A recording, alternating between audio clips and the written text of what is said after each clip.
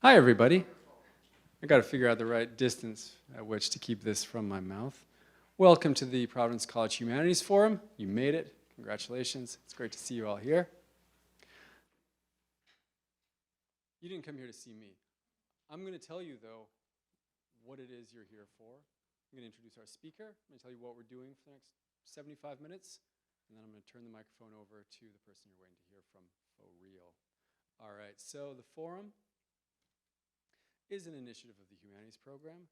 It's an opportunity for us to come together as a community at PC to do a few important things, such as exploring ideas and important questions outside of class, deepening our appreciation for the humanities, and exploring and learning from scholars with diverse perspectives and fields of expertise.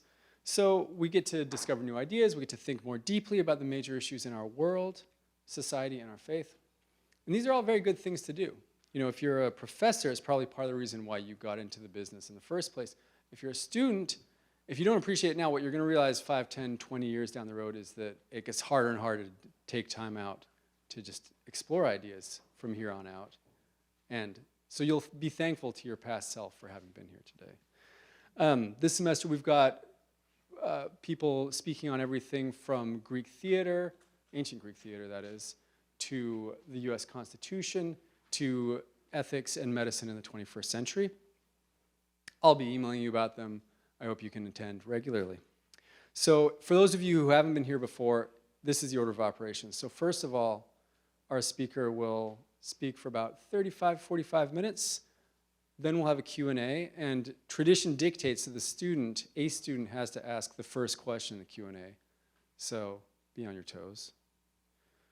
And then afterwards, we're going to do what my 9:30 does at the minute class ends, which is get up and evacuate in a stampede.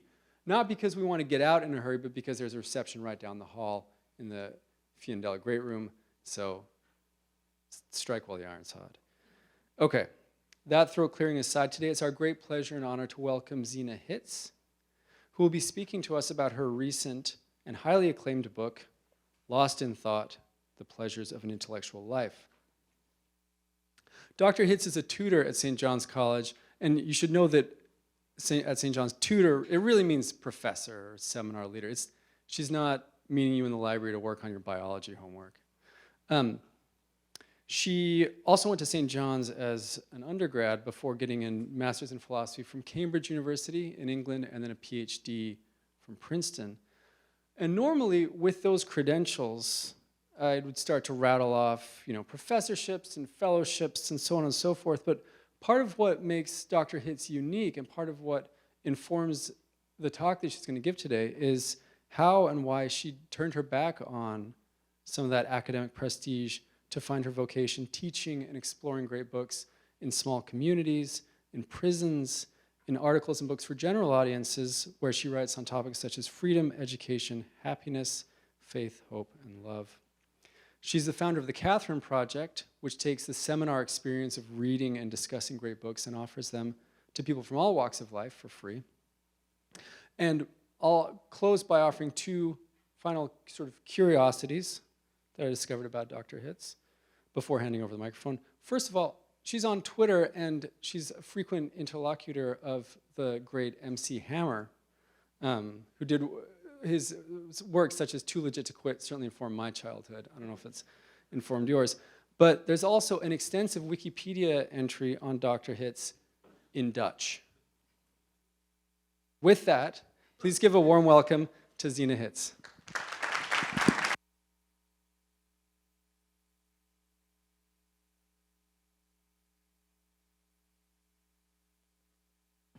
Oh, no, now it is. Okay. Thank you so much for that warm introduction. It's wonderful to be here at Providence College. As we were just mentioning before, I have spent some time with the Eastern Providence Dominican Friars at their home seminary in Washington. So it's a pleasure to see their Northeastern College. And they've helped me a lot, so I'm happy to help you, some of whom are future Dominicans, some of you who are current Dominicans, some of you who are just friends of Dominicans like me. Anyway, it's a pleasure to be here. I I want to begin by asking a question, and those of you who were at the lunch earlier today will recognize the type of question, although it's a different question. So I'd like each of you individually to ask yourself this question. So most of you are students, I'm gathering by looking at you. So why are you studying? Why did you enroll in the particular set of courses you enrolled in? Or if you've declared a major, why did you declare that major? Why does anyone go to college or graduate school in general? And why study the particular subject if there's a particular subject you've settled on? Why choose that one? I'm going to guess that some of you are quite confident. I knew people like this when I was young. They're very confident either of the usefulness of your studies for some desirable project, a career, a life of work, or you may be confident of the value that that subject has for you personally. For instance, you might love what you're learning for its own sake. Others, I'm guessing, are not really quite sure why you're studying at all or why you're studying what you're studying. That seems to be pretty normal, to not be quite sure. It's very possible, very common, to go to college or to go to graduate school or to choose a major or course of study on what I call autopilot. Everyone you know does it. Everyone like us does it. Everyone expects it. It just seems normal. It's just what people do. They finish high school, they go to college. They finish college, they go to graduate school. So I'm guessing that most of you have a mix of these two kinds of motivations. That would be pretty typical. The autopilot, you know, where you kind of just put one foot in one of the other, you do what's expected. And that sometimes results in a kind of uneasiness. Do I want this? Is this something that I want to do? And who am I anyway? You don't really develop necessarily a full self being on autopilot, even though it's often worth doing because you learn stuff that you wouldn't have learned otherwise. And so you might have a mixture of autopilot, which has those kinds of effects, or you might have a focused passion, okay? And that can also cause its own difficulties. There's a kind of anxiety. It's like, what am I sacrificing to do this? Is this the right choice? Is there something else I might learn to love more later? If I follow my passion, will I make enough money? Will I be able to support my family? Will I be able to live the kind of life that I want? So these are the kinds of, this is just in my experience, the kinds of things that most people in college or grad school experience. And if I've missed your experience, if I've misdescribed it, then please tell me that in the question period one way or the other, or email me later, or what have you. So I think it's very important for everyone to examine their own motivations for learning. And that's those reasons I'll explain. But certainly if you want to live an intellectual life, a life of the mind, which is something which a college might offer to you, or if you want, I'm particularly interested tonight, the type of education which at PC is found especially in your Civ curriculum. It's what's called liberal education. And there's nothing, liberal education has nothing to do with being politically liberal or being classically liberal. It means that it's education for freedom. And that might also be attractive to you. You might think to yourself, yes, what I would like to be is someone who's free. I want to be someone who uses my mind well, and I want to be free in some sense or other. I want to determine my own destiny, whatever that means exactly. So I think it's important, if you want these things, it's strictly necessary to look honestly at your own motivations, at what's making you tick. And so to provoke your thinking, to help us think about this, and I'm not patronizing you, I have to do this kind of thinking myself all the time. Those of us who are faculty members also have to do this kind of thinking. There's nothing special about young people having to do this. self-examination is a practice for the whole of life. But to provoke your thinking, I'll bring in some examples of modes of learning that seem very unusual or even extraordinary, and then we can think about what they have to do with what any of us are doing. Okay, so there's a couple of stories here. Story 1. The Russian dissident, Irina Ratushinskaya, used poetry as a form of resistance during her imprisonment by the Soviet authorities in the early 1980s. On the transport train to the prison, Siberia's a long way away, if you're traveling in Russia, at any point of contact with other prisoners, she would recite poems, either original that she wrote or classic poems that she'd memorized. Memorized poems, the prisoners would write them out on scraps of paper and pass them between each other on the train ride. When Ratushinskaya was denied writing materials as part of her confinement, she scratched her poems onto bars of soap with matchsticks. And then she would memorize them and then wash them away, so there was no evidence of them. She would hide her poetry from her captors. And then once she'd memorized them and she had some cigarette paper, she would write out the poems on cigarette paper, and they'd be smuggled out to be published in the West. A contemporary writer named Irina Dumitrescu writes about Romanian political prisoners, this is a similar era, the Cold War era, who taught each other Morse code and tapped out poetry through the walls of their cells while they were imprisoned. Some taught each other languages when using knots on a string to code different letters. One Romanian officer in Siberia made ink out of blackberries and wrote out French poems he had memorized in school. And more than one prisoner of this era, of this time, referred to their time in prison as a university. So one might think that the pursuit of poetry or philosophy or languages in prison if we think about what they're doing this as a kind of safeguard for their dignity. Right? They're in these very difficult circumstances, totally dehumanizing, and they'd use these practices to bolster themselves, to remind themselves of their own humanity.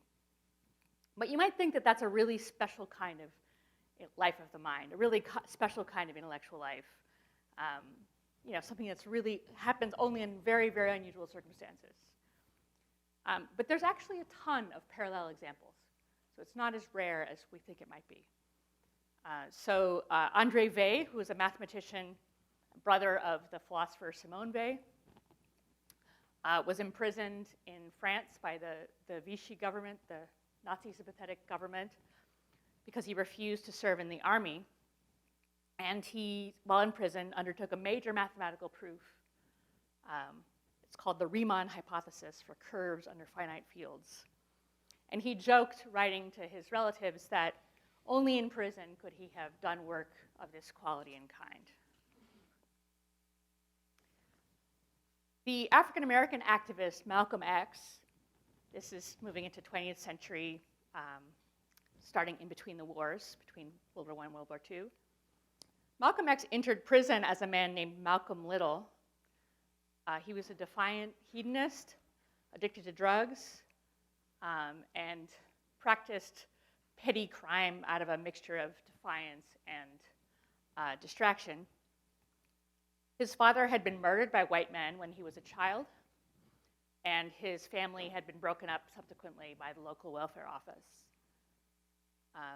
Long studies in the prison library. So the prison library at this time is stuffed with really good books. Okay, that was the fashion of decades previous. I don't think it is anymore. So long studies in the prison library and conversations with a self-educated inmate, another inmate who was well-read and versed in this and that and could hold forth and was really interesting to talk to. So these conversations and reading changed him. So he began to read. He began with a dictionary and then books on etymology and linguistics. He studied elementary Latin and German. He converted to Islam, which is a faith that was introduced to him by his brothers. In the following years, he read the Bible, the Quran, great philosophers, Nietzsche, Schopenhauer, Spinoza, and Kant, as well as works of Asian philosophy. He pored over an especially loved book of the archaeological wonders of the East and West. He learned the history of colonialism, slavery, and of African peoples. He felt his old ways of thinking disappear, in his words, like snow off a roof. He left prison as a minister in the Nation of Islam and as a powerful spokesman for the African American communities, most beaten down by poverty and violence that was fed by racial prejudice. So that's another very famous American example of intellectual life in prison. Examples of the flourishing of intellectual life in social isolation, relative poverty, extend far past prison walls. So consider, and some of you may recognize yourself in this, I was this way, the young bookworm who retreats from the slings and arrows of social life in elementary school, middle school, high school, and to learn or think or ponder or to imagine. You kind of retreat into the corner of your book so as not to have to interact. Or at a different level, consider the case of Albert Einstein, very famous physicist. He was unable to find an academic job. If you ever become a graduate student and are looking for an academic job, you have to remember that Albert Einstein could not get a job when he finished his degree. He was not considered smart enough. And so he had a family to support at this point. He had children, a wife, and so he needed to work. He took a job in a patent office. He would do his patent office work in the morning, and then in the afternoon would think about physics. And it was during that time when he worked in the patent office that he wrote some of the most famous and groundbreaking papers that he was known for. And he called that patent office the worldly cloister where I hatched all my most beautiful ideas. Another example, one of my favorites, a guy named John Baker. This was a person who lived after the Second World War in the UK and England. He was a lover of literature who had no college degree. And he worked at an office job at something called the Automobile Association of Essex in England. So it's like the British equivalent of AAA, so about the most boring desk job you might be able to imagine. But in his spare time, he became fascinated with peregrine falcons. And he stalked over his home of Essex, his home region, for 10 years. On bicycle, mostly, or on foot. He carried maps and took voluminous notebooks. So just noted down everything that he saw about these birds, the peregrine falcons. And he ended up consolidating all of that experience, that 10 years of intensive bird watching, into a single sort of poetic masterpiece called Peregrine, which I was delighted to discover a few years ago. It's a wonderful book if you like literature, especially literature about nature. So the men and women who I've described pursued intellectual activity, reading, studying, thinking, observing, mathematics, bird watching, reflection on fundamental questions. They pursued that outside of universities with an intensity that you probably don't always find in yourself or in your own classes, like in a regular college or regular university. So there's a kind of intensity that these characters have that is not found in the conventional vehicles for this type of learning that we have. So the case of Malcolm X, if you remember, as he illustrates, intellectual life is not just a retreat or an escape from difficult realities. So one way you could think about these prisoner cases is, well, these peoples are living extremely difficult lives. What are they going to do? They've got to do something. So they escape into mathematics, or they escape into literature, or they escape into poetry, or to learning languages. But it's clear that it's more than that in the case of Malcolm X, because he's transformed. So the intellectual life is a source of transformation.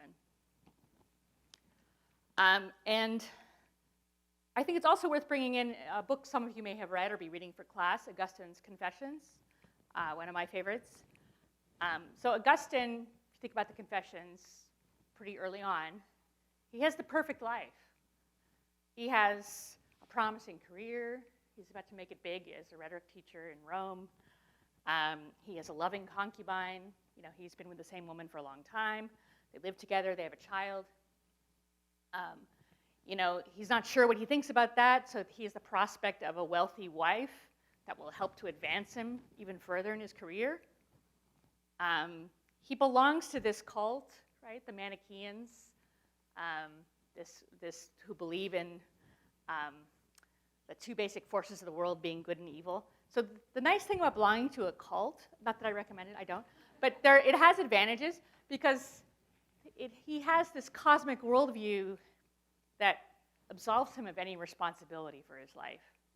So for Manichaeans, everything in the world is this huge battle between material forces of good and evil. It's going on regardless of what you do. So, you know, it's not really to be expected that you would have to make difficult choices that might change your life or transform your life. So that's why I say he has the perfect life. He has everything that he wants. It's totally comfortable. And he's very intelligent. So he gets in these arguments with regular Christians. He always wins. He always wins. He humiliates the people that he talks to because he's so good at speaking. He's so intelligent. He's so good at finding flaws.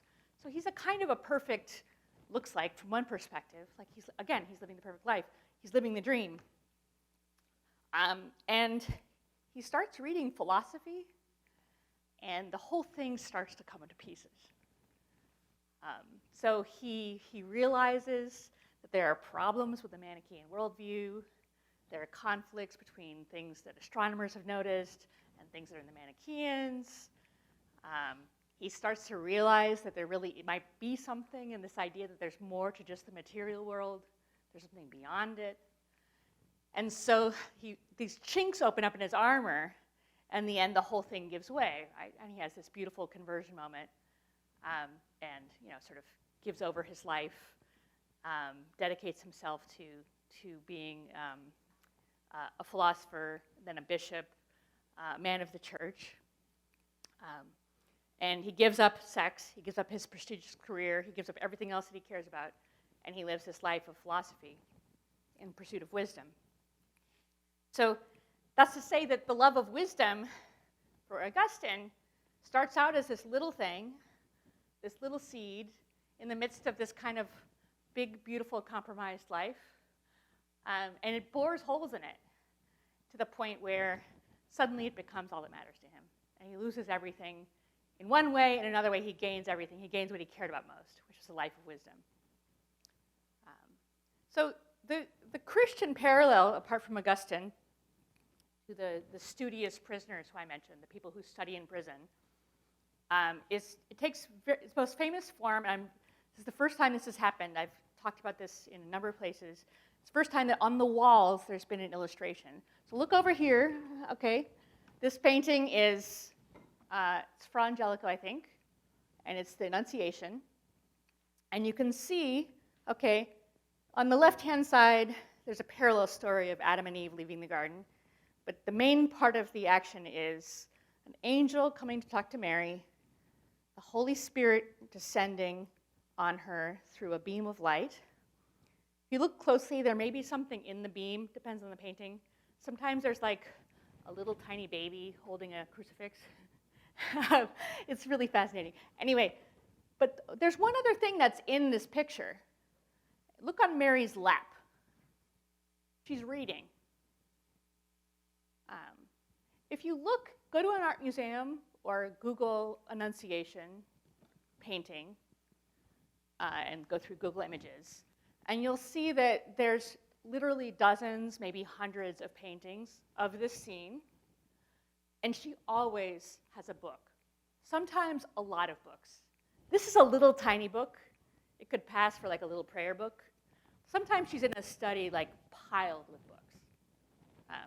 it's just, I discovered this some years ago, and I was just completely enchanted. I had never thought of the Virgin Mary as being a bookworm.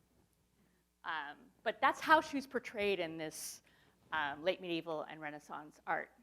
She's portrayed as someone who's reading, and especially at this moment when the angel arrives. She's absorbed, and look at us, you can see other features of this painting. She's alone. She's inside, I mean, apart from the angel. She's inside, right? So she's kind of in a secluded, enclosed space. You get the sense she's just by herself in a room, quietly reading when the angel turns up. So it's sheltered, enclosed, in solitude. You imagine in silence. That seems to be the place where she's reading. So this is a tradition which turns out to date from the 2nd century, from so very early in the Church Fathers, that Mary was learned, was a bookworm. She was an avid reader, and it's often the Holy Scriptures that she's reading. It's often the Bible that she's reading. Sometimes it's the passage from Isaiah that predicts a virgin conceiving, and you can see in the book that it's written, "Behold, a virgin shall conceive." So what does it mean? Why did the painters or the fathers think this way? Well, the reading, I think, symbolizes her wisdom, the freedom, right? Her independence from, she's in this solitary place. There's nothing distracting her. She's not looking at what other people are doing. She's not a part of a social scene. She's not following an autopilot. She's by herself. So it symbolizes her independence and her freedom with which she responds to the angel when she says, "Be it done unto me according to thy word." So she gives her consent to bear the Messiah. So her enclosed or sheltered surroundings, I think they symbolize sort of the environment where wisdom is nurtured, which is in spaces that are a bit withdrawn, right? The bookworm in the corner. The prison cells are a dramatic example. I wouldn't choose this voluntarily, but they do have some effect, right? You're removed from social life. You're removed from social competition. You don't have a lot of stuff to distract you. That seems to be the kind of environment that nurtures study and the pursuit of wisdom. So the bookworms escape. The thoughtful prisoners, isolated bird watcher, think about John Baker on his bicycle. They evoke, I think, Catholic and Orthodox contemplative traditions. So if you read in your studies anything from the Church Fathers, you know that in the early church, people fled to the desert to pray and to think. They built pillars and lived on platforms on pillars in order to be withdrawn from the world, in order to focus most completely on God. So they have or if you think about the cell of a monk or a nun, right? Monks or nuns live in small rooms, solitary rooms, very simple. There's a beautiful picture. I wish I had slides. I mean, this is better than a slide because you can look at it every day. But I have a beautiful slide of Teresa of Avila's cell in Avila.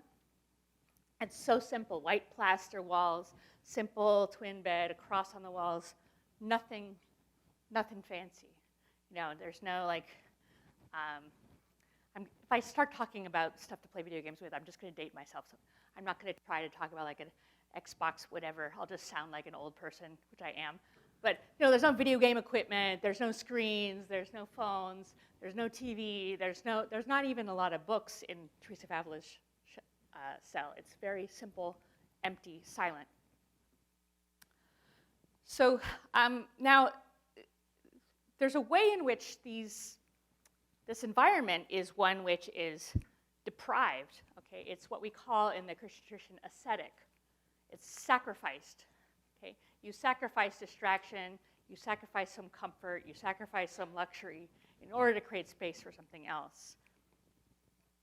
So these Christian versions of poverty and failure and confinement, they have a supernatural character, a character of something directed at God. So if you think about this painting, part of what you're seeing is the communion of this young woman with God, with the creator of the universe, and with the father of the Messiah. So there's this connection between the individual soul and the God that creates and redeems. But it's also true that forms of asceticism, forms of deliberately chosen sacrifice, poverty, etc., they're found in a huge range of religious traditions. So there's also Hindu monasticism, Buddhist monasticism, even forms of Jewish and Muslim monasticism, where even these other faith traditions, you go and live someplace removed from the rest of the world. Or think about, for those of you who might be in Civ reading Plato, figure of Socrates. He's poor. Okay, he lives in a city, sure. So he doesn't live in a cell, but he's poor. He neglects his family, not recommended, but a kind of sacrifice. He's poor, he's barefoot. He's totally obsessed with the search for wisdom. He's totally preoccupied by it. He doesn't care about anything else, and he dies for it. Which is, when you think about it, the weirdest thing in the world. Okay, I could go on and on about that. So what is asceticism? What is this idea that one sacrifices comfort and convenience and social liveliness for the sake of something else? Well, I think it has a basis in human elements. It's not just a Christian thing. It's something human. It's the necessity of forms of discipline and sacrifice to bring out what's best in us. And that's because there's this corrosive impact of wealth, status, comfort, convenience on our motivations. So if you think about it, even athletics, I mean, I shouldn't say even, in a way it's the most obvious example, it involves all kinds of sacrifice and deprivation in order to cultivate certain kinds of excellence or ability. An athlete doesn't just roll out of bed an athlete. They have to eat special diets, they have to undertake debilitating routines, they have to endure injuries, they have to, I was hearing about the various sensory deprivation chambers and freezing rooms that people with injuries for the basketball team might go to. Okay, so there's this whole set of practices which are ascetical, which involve sacrifice, discipline, suffering, and focus. And that's what makes it possible for other kinds of excellence to develop. And I think the life of the mind and the life with God are very similar that way. They require a certain kind of discipline, but they're not as familiar to us as the disciplines of athletics or the disciplines of art. Very similar, right? You practice piano like every day, and then you get kind of good. And it takes something special, a special kind of discipline, a special kind of focus, a special kind of passion, maybe like athletics, a special kind of physical constitution to become a truly amazing, great piano player. But it's not going to happen without creating space for that to develop in you. Okay.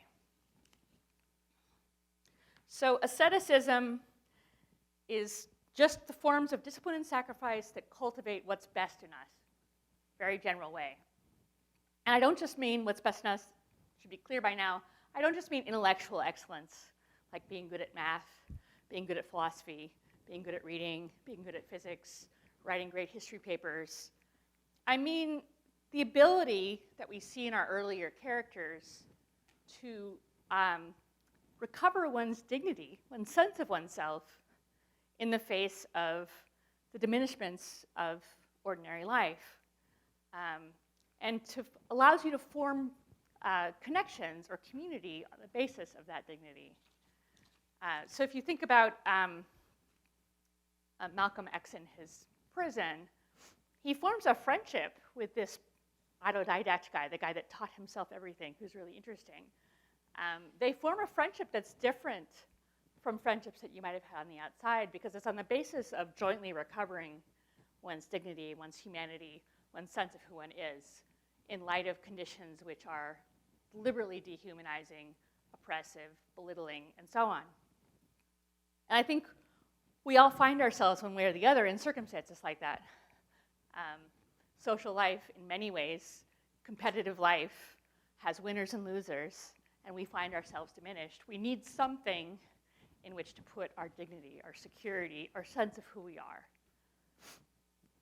Okay. I'm getting near the end, don't worry. Okay. And this kind of dignity, this kind of community, it's not reserved to people like Einstein or brilliant poets who get sent to Siberian prisons. It's not limited to the greatest saint of all times, the Virgin Mary. It's not limited to special people. It's something that any human being can find and get. And if you think to yourself about the people that you know, people in your family, people in your community growing up, people that you might know here, you can probably think of some people who are particularly good at maintaining their dignity in the face of something. It's worth thinking about these people and identifying them, because if you notice them, then you start to think about how they got that way, and it makes it a bit easier to find those things in oneself.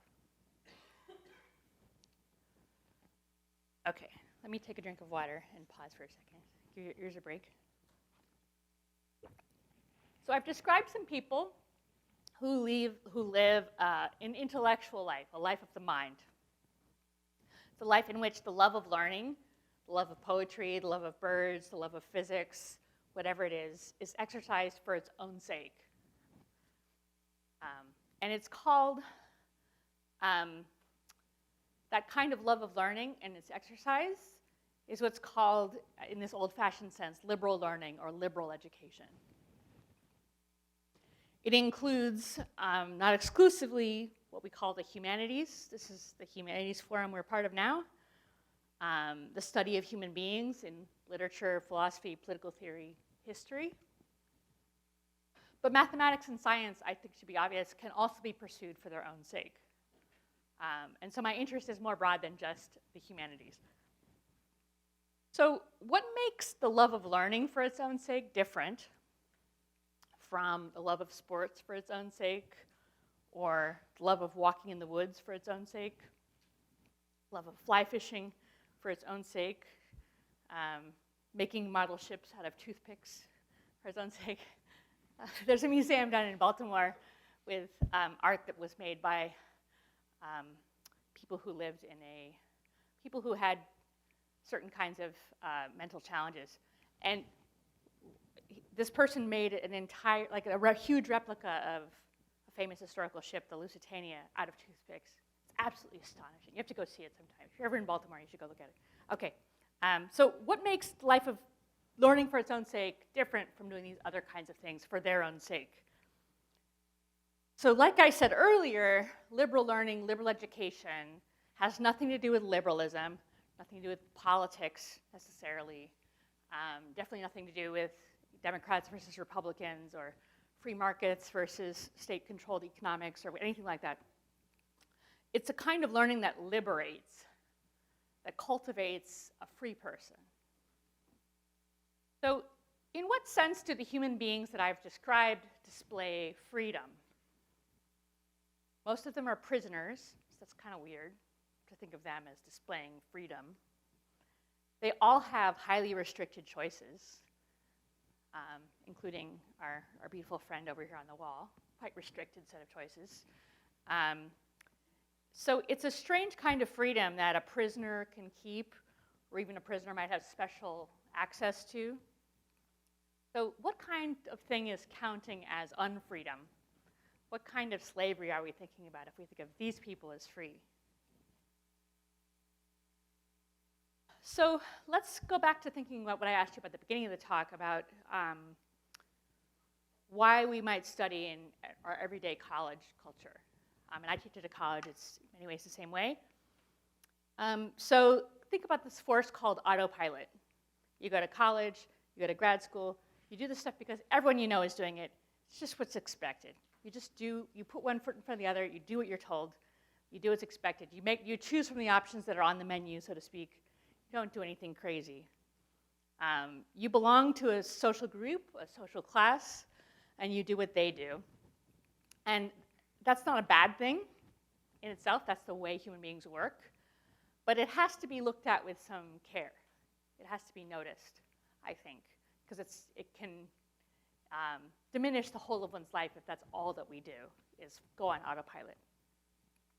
So education, going to college, is necessary for most forms of work that bring in money, comfortable lifestyle, or social status. Now, sometimes that's taken up honestly. We know that we're going to college to get a good job.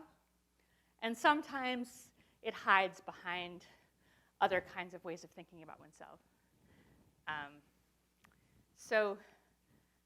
Sometimes I think we find, I don't want to dwell on this because it's probably less familiar to you guys who are newer in your academic journey. But if you spend a long time in academia, you get to know certain kinds of projects which actually just sound like empty words. So I wrote down a while ago, this was something that had been in the news that isn't anymore. I'm not going to bore you with the details, but there was a major research organization that included projects like converting the patterns of nature and the human body into beneficial signals and energy, advancing justice in Earth's complex systems using designs enabled by space. Okay. So you hear those words and you try to think about what they might mean, and you can. And maybe you can't because it's jargon. It's words that are being tossed around without meaning. So what's happening here? Like, where do these things come from?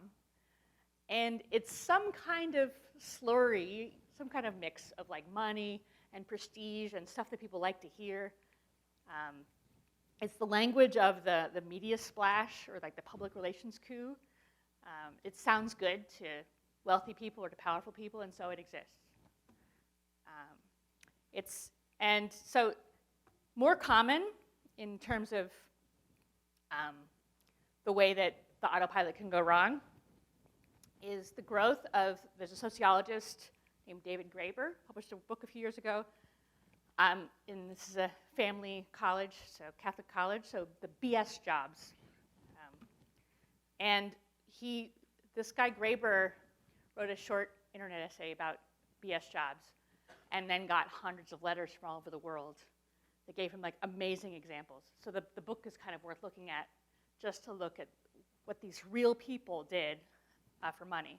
So for example, so a BS job it's work that involves pretending to do something important,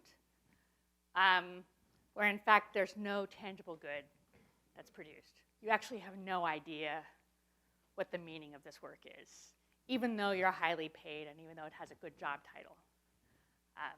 So for instance, there's a guy who in the book who's a subcontractor to a subcontractor to the German military, and his job is to drive long distances to move furniture from one room to another, to make sure that all the paperwork's in order for the moving of the furniture. There's an incredible story, probably the best story in the book. A man who's hired there's a problem in a company, and the two people in charge disagree about whether to fix it or how. So one of them wants to fix it and the other one doesn't. So what they do is they hire someone with the official title of fixing it, but he's not supposed to fix it. Okay? So this is real life. This kind of thing happens in the real world. So he's hired to patch a problem that actually the higher authorities don't want fixed. So he's paid to literally do absolutely nothing. It's a fancy job title, a big salary, paid to do nothing. So he starts out reading novels at work, and then he starts drinking at work, and then he starts taking phony work trips. He's trying to get himself fired, in fact, and he can't do it. So he actually tries to resign at one point. He can't stand it. I mean, it's interesting to think about why, right? You might think a job with lots of money, high prestige, and no work is the dream. But it actually kind of eats him up inside. He doesn't like doing it. So he tries to quit, and they give him a raise. I think he finally, he has to, flee in the dead of night. He leaves a resignation letter and just leaves without any notice in the end. Thank God. Okay, so What's fascinating about these stories is, again, how deeply unhappy these workers are. They have money and status without having to work for it. So, so these are examples, I think, of the kind of unfreedom that liberal learning seeks to counter. So if you're working in these contexts, you're doing research that entertains media figures or wealthy donors, or that creates an appearance of productivity, your work is really for other people's ends. It doesn't do anything for you. You're not just a cog in a machine, which in a way is kind of a good thing. So if you work at the factory, making a particular kind of part that makes a car run, you're at least doing something which produces something at the end of the chain of which something good happens. But in this case, there's no product. There's no human good that's ever met. So it's a way that you're being used basically to create an appearance that makes someone money. And it's very diminishing, I think, to a human being to work in this way. It's a real attack on one's dignity as a person. And it's much more dignified, even though it's actually, you make a lot less money and you don't have the kind of prestige to do work that serves a much more evident need. Now, for some reason in our community, the work that serves the most obvious need is the lowest prestige. So like, what's more important than a garbage collector? Nothing. Incredibly important, garbage collectors. People who clean bathrooms, very, very important. And you know that if you've ever been in a really, really nasty bathroom or have been in a place where there's garbage that's not collected.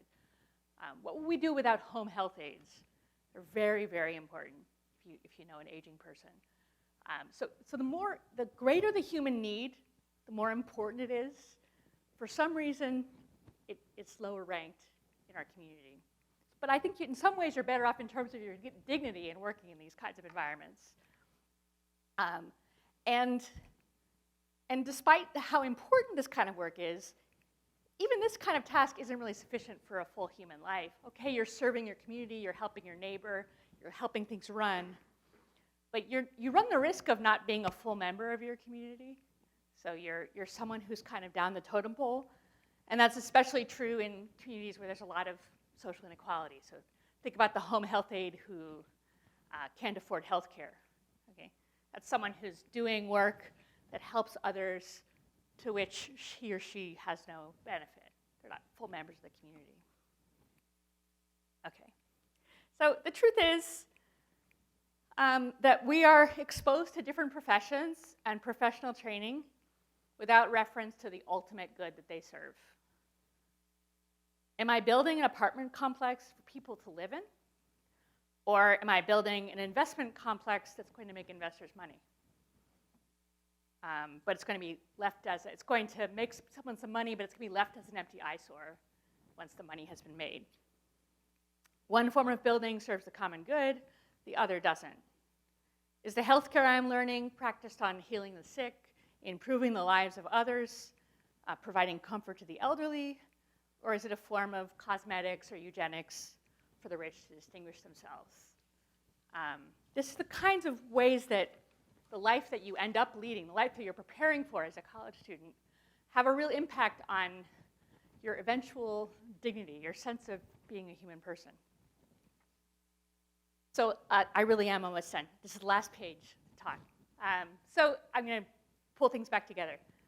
So liberal education of the kind I'm concerned with was conceived and developed, including the one that underlies your Civ program, as well as the Great Books program where I teach at St. John's in Annapolis.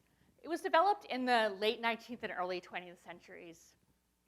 And it was developed when a large class of laborers and immigrants sought to improve their lives by appropriating themselves the education of aristocrats. So in the old days, only aristocrats were educated, only aristocrats were literate, and they read classics. So part of the movement of the late 19th century, early 20th century, is to take that education and bring it out to everyone through translations, through mass-marketed books, and so on.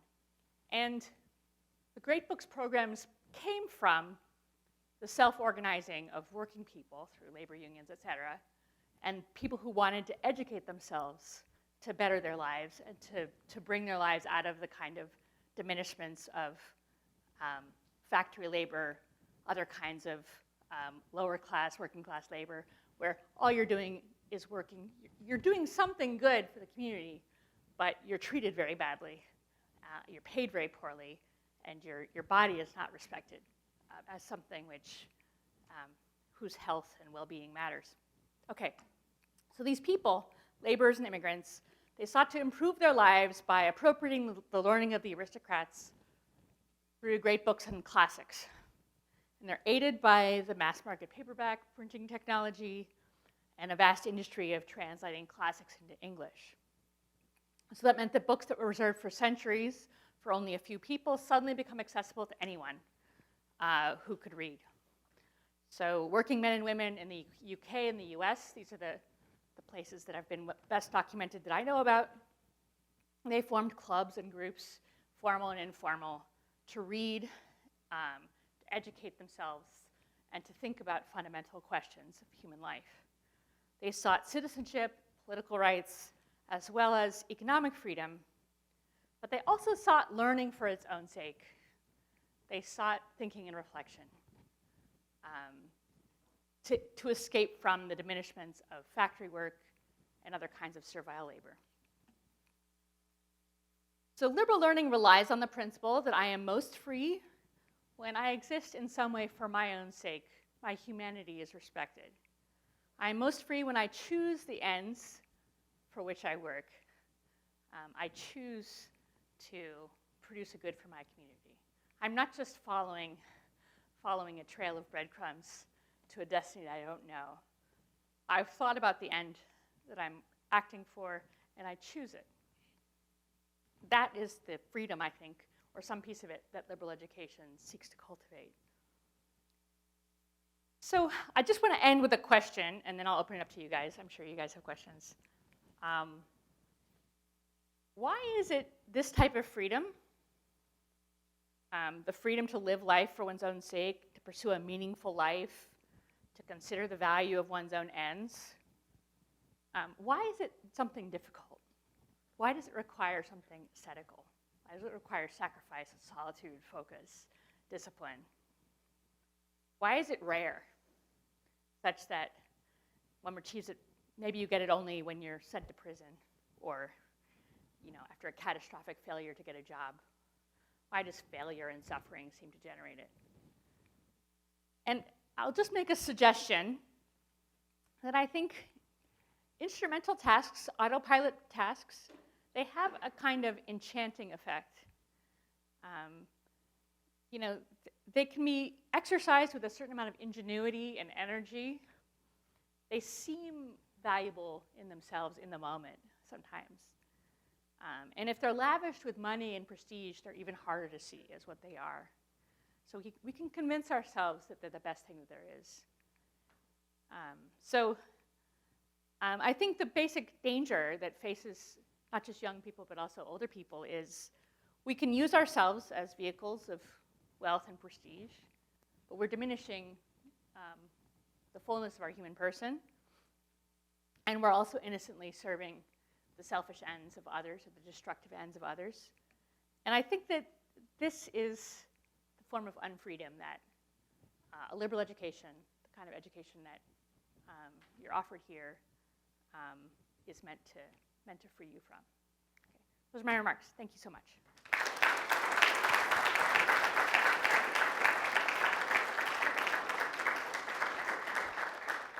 So I went over time, so I'm happy to go over time for questions if we like. All right, we got one over here.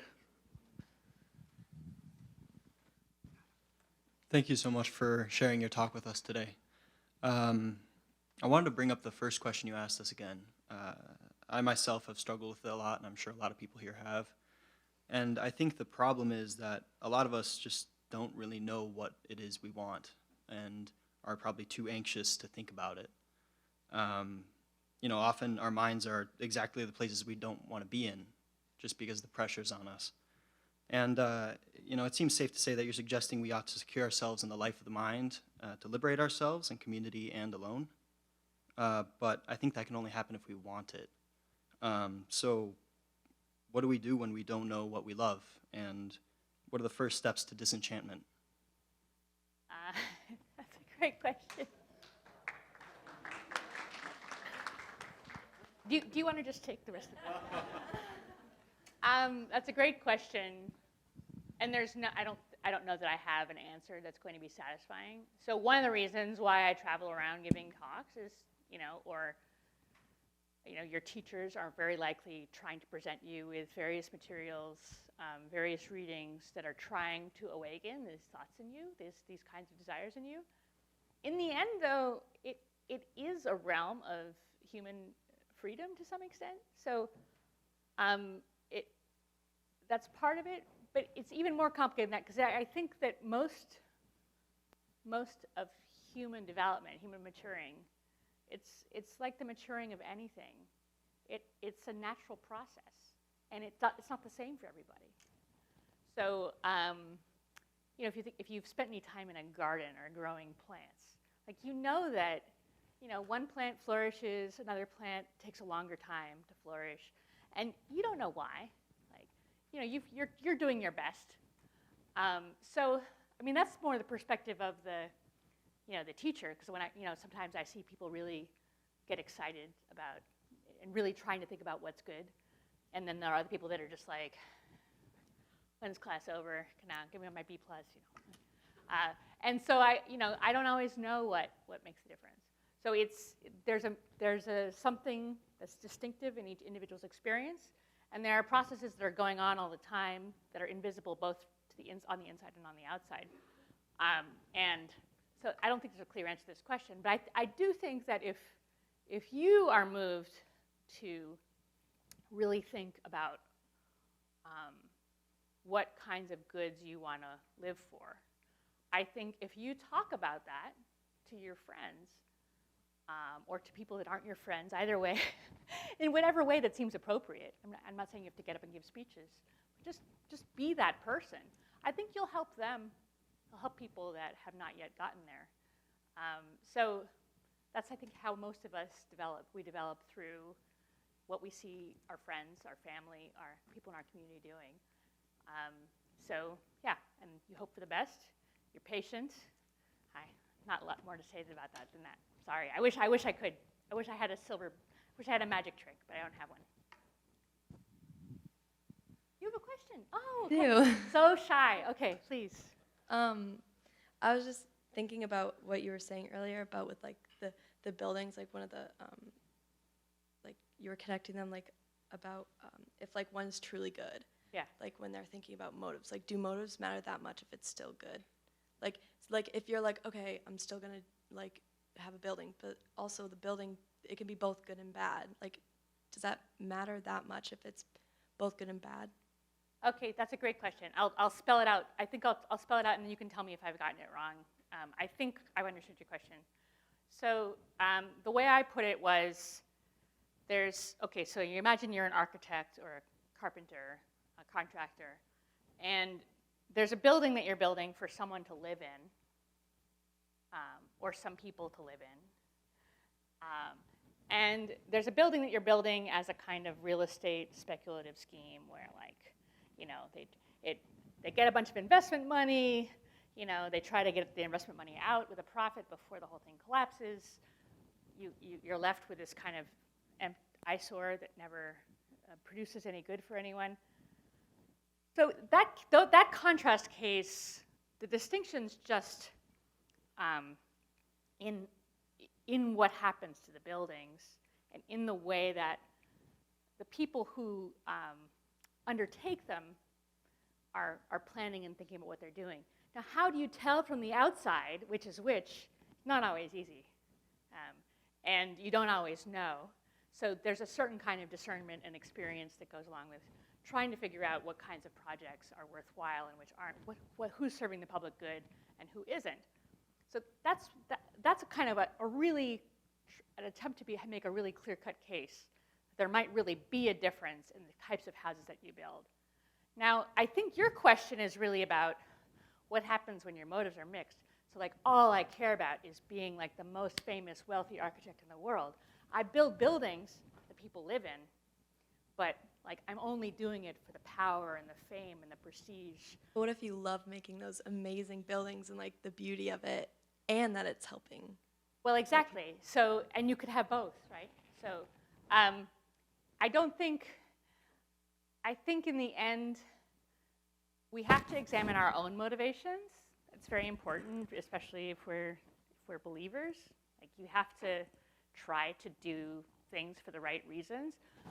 But our motives are usually mixed, and so one of the ways of keeping one's life in order is trying to discern. I think it's the virtue of prudence, honestly. It's trying to discern what projects are actually good. Like, what's the common good here? Is it serving my neighbor in a concrete, visible way? And that, even if your motivations are mixed, at least you're tying it down to something which is worth doing. Whereas in the other case, even if your motivations are good, you really believe that this building you're building might help someone, and you're kind of shocked to see it turn into a shell. It's still, that's a harder way of, it's easy to get to lose track of oneself in that kind of circumstance. Anyway, I hope that helps. Yeah, it did.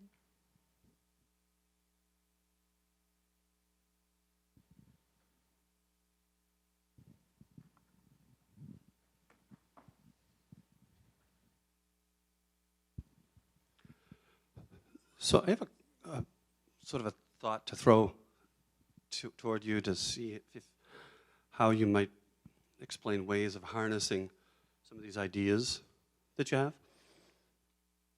So and really make greater use or harness the benefit of a liberal education. What I mean by that is the old idea of a Dominican idea, contemplare, contemplata, alis tradere. Henry Nouwen might have said that solitude is the furnace of transformation. You mentioned very interestingly get this from the aristocrats, and then what you said happened after that is the essence of innovation that happens day in and day out in business all over the place the last 100 years, which is making things easier, more convenient, more accessible, more possible, more affordable for a greater number of people. So what I look at doing is how do you leverage that, the old idea, I think Pope Benedict talks about it too. How do you cultivate a heart that sees with empathy and compassion where love is needed or greater good is needed, and then harness the collective efforts of people to coordinate their actions to deliver such a thing. So what I'm saying is I think that business and liberal arts, or true business that you can do well by doing good, and the liberal arts education are far more mutually reinforcing than they are contradictory. But I think there's a stereotype out in the world that that's not so. So how do you harness this strength? Because there's something very, very true about it. I think there's greater truth in this than the false ideas and the greed and the wealth and all those things lead towards slavery and not freedom. Right, so I think that the reason why there's a difficulty, and the reason why, if in case, for those of you who are less familiar with these things, we often think about liberal arts and making money business as being completely separate, even enemies of one another. And I think I often talk this way myself. And I think in this talk maybe more than others, I am actually really trying to point towards a way in which these things work together, right? So a life of a person with an inner life that's well cultivated, a person that has this kind of sense of their own dignity and their own independence, their freedom of operating in the world, that person is able to see, one hopes, with practice, with development, with good models, with good luck, with the grace of God, one learns to see what's actually good for the community. But I think the reason why there is a stereotype that there's a lot of what I'd call bad faith or dishonest compromises one makes. So you can say because it is possible to have a liberal education and then use it for the common good in a way that is actually lucrative for you and helps others, okay, that's a strict possibility, then it's very tempting, it's very automatic, it's very easy because of this force called autopilot, I'm calling autopilot. It's very easy just to be enchanted by, okay, well, you reverse it. You think, oh, well, that means that if it makes money and if it has this kind of high prestige and if there's success connected to it, that means I'll be able to fit in my liberal education in with it. And I think our world doesn't work that way. So I think especially right now, it's really important to develop one's own judgment about what's good. It's not enough just to follow along with the general flow of commerce, because you can end up doing a lot of, I think, really terrible things. So that's why I often talk as if there's this deep hostility between, making money or pursuing status or pursuing life of the mind. The reason why I talk that way is because if you don't know that the pursuit of money and status can go wrong, then you're in bad shape. It's better for you to just give up thinking about those things for a time, maybe just the length of time it takes to do your civ class, or maybe to do a liberal arts major, but for a time, you're like, I'm not gonna think about those things. You focus on something else, you withdraw from the world, and then you come back, you look at things with fresh eyes. Because it's so easy to just get pulled along into what's automatic, and I think it's not a good way. It's not good for the individuals, and it's not good for the public. Yeah, go ahead.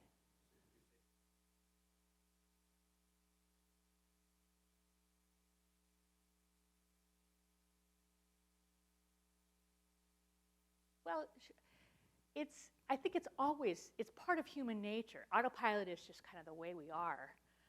But I think that maybe if I can be more concrete, the way things are right now is there's a small number of very powerful people and very powerful companies that set the agenda for everything, every aspect of life, education, sports, blah, blah, blah, whatever you name it. And to follow the autopilot is more likely to get you embroiled in something, I think right now, than it was maybe 20, 30, 40 years ago in our lifetimes. It probably was always dangerous. It was probably never a good idea to just rely on your autopilot. But I think right now it's especially dangerous because there's so few people generating the tracks that we move on.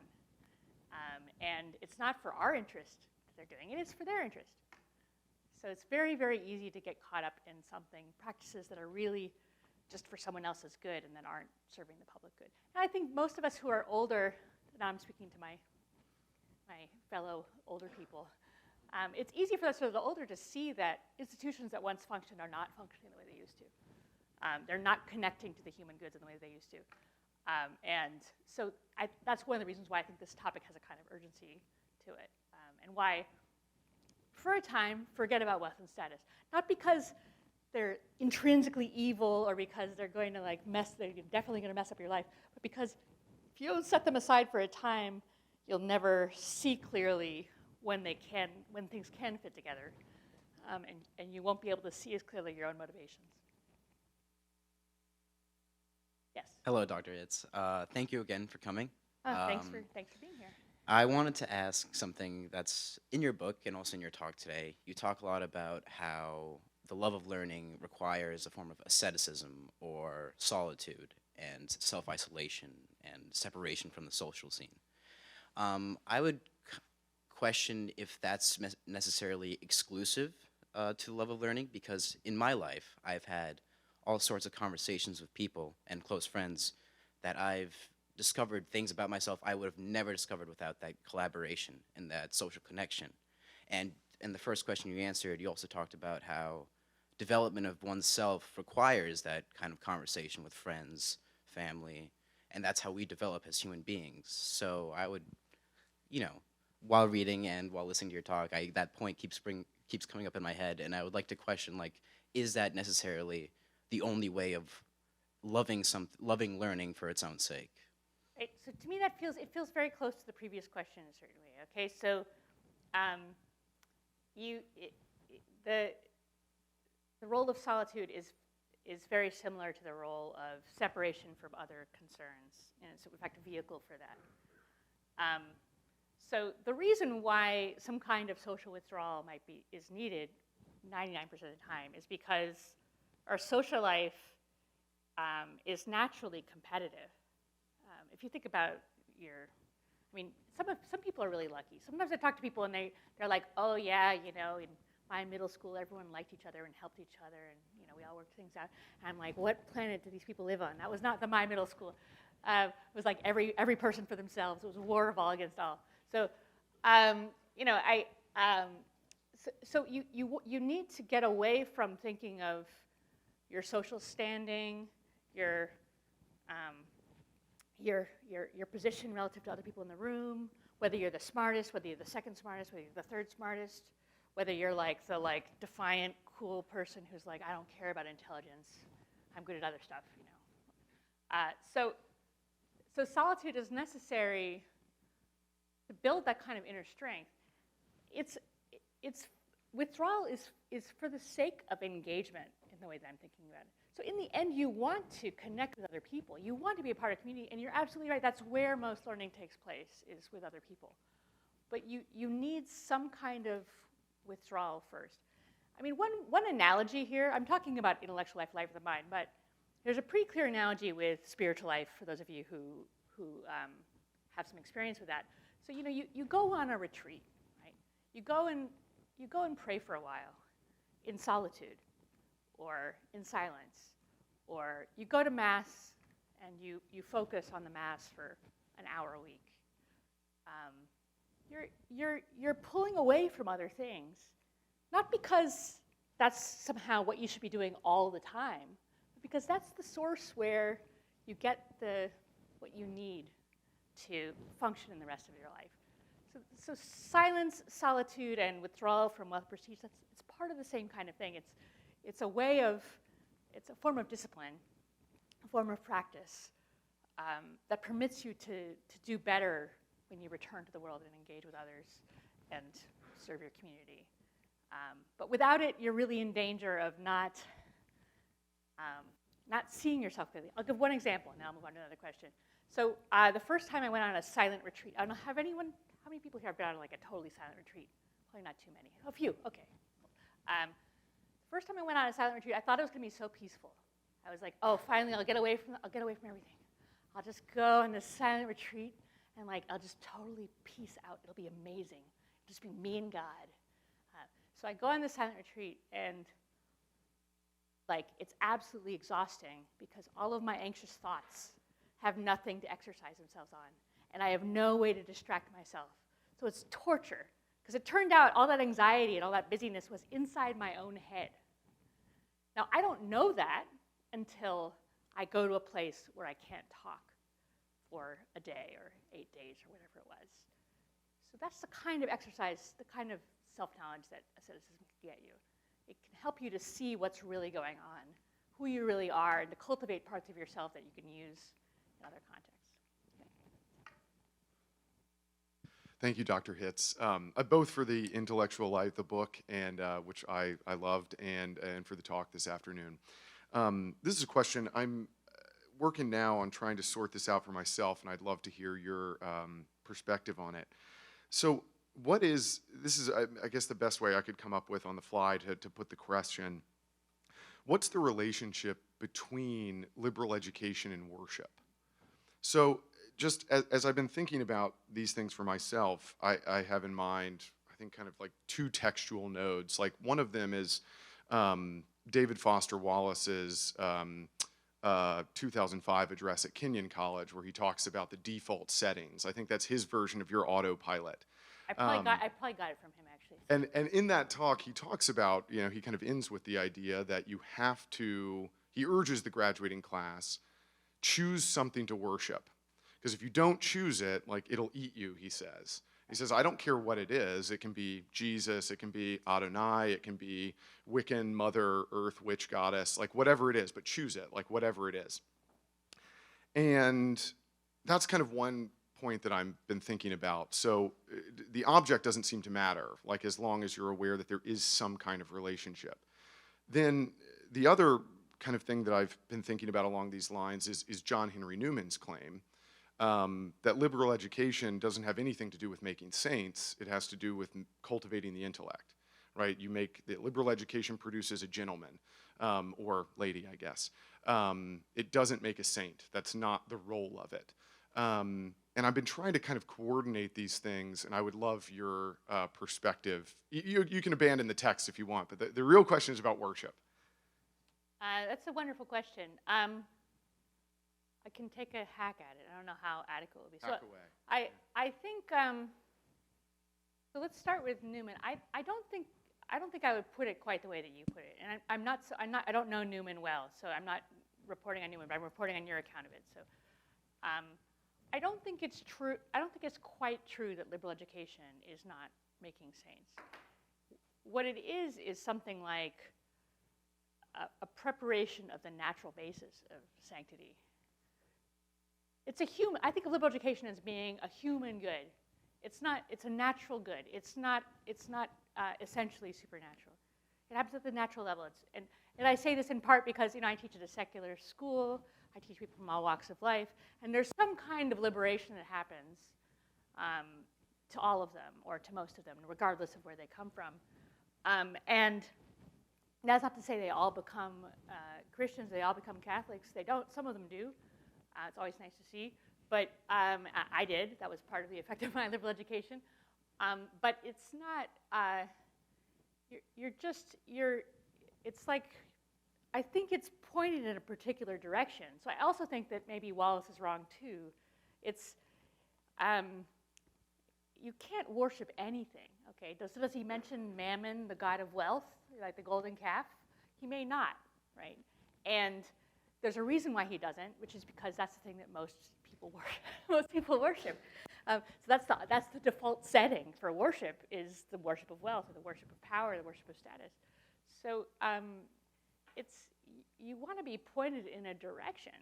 And again, this is part of what I think is so beautiful about, however providentially it happened, that we began our liberal arts education usually with Plato and Socrates, because Socrates is this figure. He's totally dedicated to what? To wisdom, to the best life. He sacrifices everything he has for it. Now, is he Catholic? No. Is he Christian? No. What does he worship? I don't know. He calls it God. What does he mean? Couldn't tell you. It could be something very bloodless and intellectual and not particularly Christian. But it's in that direction, it seems to me. It's in the direction of Christianity, and that's part of what I think the church has taught, right, is that philosophy and the search for wisdom are, they're the natural movements which are graced by other things. And that, and to be clear, just because, I think you know this, but because I'm talking to a wider audience, that doesn't mean that they're the only way to become saints, right? So you can be a saint without being liberally educated. That's part of our tradition too. You can be, why am I not remembering that wonderful saint's name? The Lourdes saint. No, the one who sees Our Lady at Lourdes. Bernadette. Thank you. Sorry, I don't know what's happened. It's dementia. Okay. So Saint Bernadette, who's this, illiterate peasant girl, she's a saint. She didn't need a liberal education. So it's not that it's necessary for everybody for sanctity, but it is for most of us, especially in our literate society. For most of us, it's some kind of very, very valuable prerequisite. It would be very foolish to set it aside if you had the opportunity for it, because it really does have the effect of uncovering one's core as a human being and exposing oneself to habits of reflection that can help us to see what's really good for us and for others. That's my thought. Thank you for the question. There's still a number of hands up, but I think we're probably, in terms of time, we should probably just do one more. And then those of you who I've seen and acknowledged and I'm not going to get to, maybe we can just continue the conversation when we head next door. Here, go ahead. Thank you. My question was, I'm going to try to put it bluntly. What's the difference between using your education to make a real choice and then instead of and using versus using the education to rationalize a choice that you feel is lined up for you? In other words, justifying the autopilot. Yeah, that's a fantastic question. And that I think that you put your finger on exactly why what I'm talking about is so challenging. So what I'm really setting out for you is a challenge. And the mind can easily be used to just, to rationalize something that's already going on rather than to really be tell you what the good is that's guiding you. So I think honestly, philosophers or people who are accustomed to reflection, your teachers most likely. It's also true that I think within the church there's teachings that help. So one of the signs of self-deception, of rationalization, is that everything's too good. So if I describe Augustine's life, right, it's perfect. Everything's great, perfect. Everything lines up. Like, the real good doesn't tend to work that way. The real good tends to involve some kind of sacrifice.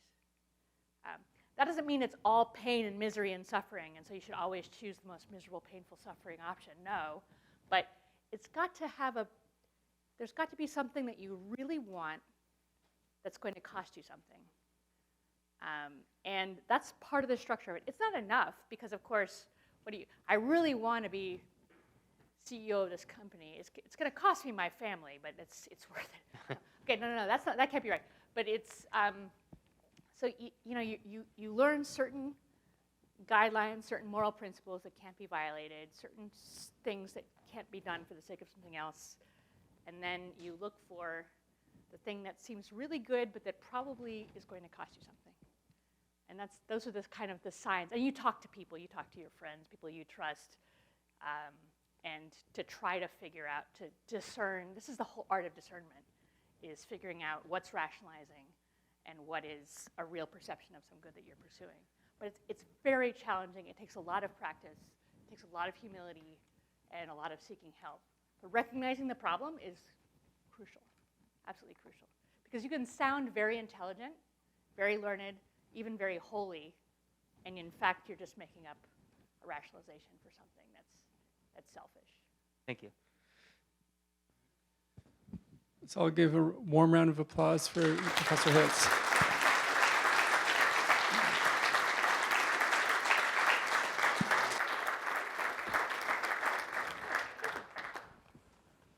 And then, like I said, next door if you want to continue the conversation over refreshments.